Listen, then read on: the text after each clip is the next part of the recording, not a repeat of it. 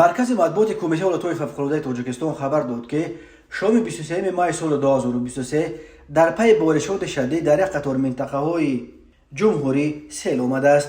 از جمله شام 23 مای ساعت 19:48 دقیقه بارشات شدید باعث فرو ریختن سیل در حدود دهه وروی جماعت رومیت در کنار شهر وعدت شد. در این جلوی سه منزل را زیر کرده به ده حولی و باغ ساکنان قسم منظر رسانیده است. در جای حادثه کمیسیون ولایت‌های فوق‌العاده شهر وعدت کار کرده ایستاده است و برای رسانیدن کمک کارمندان دستگاه مرکز کمیته ولایت‌های فوق‌العاده نیز به جای حادثه رفته با خود برای ساکنان از حساب ذخیره‌های کمیته همچون کمک مال‌های خواجگی و گیگینی بردند. همچنین شام 23 مای ساعت 23 دقیقه سیل لایقه کیلومترهای 5 8 و 9 راه نورآباد سنگوار را زیر کرد. برای رفع عاقبت‌های سیل کارمندان و تکنیک مخصوص وزارت نقلیات سفربر گردیده است.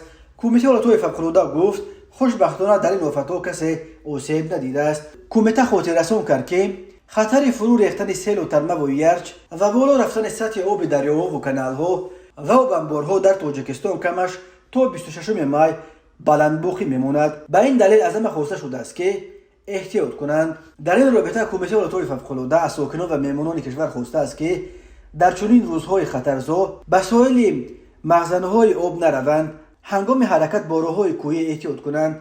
همچنین کمیته از ساکنان خواست که در این روزها هنگام حرکت با راه‌های کوهی و عقبه‌ها احتیاط نمایند. از رفتن برای جمع‌آوری زبروخ‌ها، علف‌های داروار، هیزم و رفتن به مایه‌داری و شکار نیز خودداری کنند. کمیته همچنین از اهالی خواسته است که سر وقت جویبارها، کانال‌ها و سیل راه‌ها را از هر گونه خس و خسپاره‌ها و ریگ و شغل تازه کنند تا که از خطر ورود سیل به منزل‌های استقامتی و کشتزارها امین بمانند.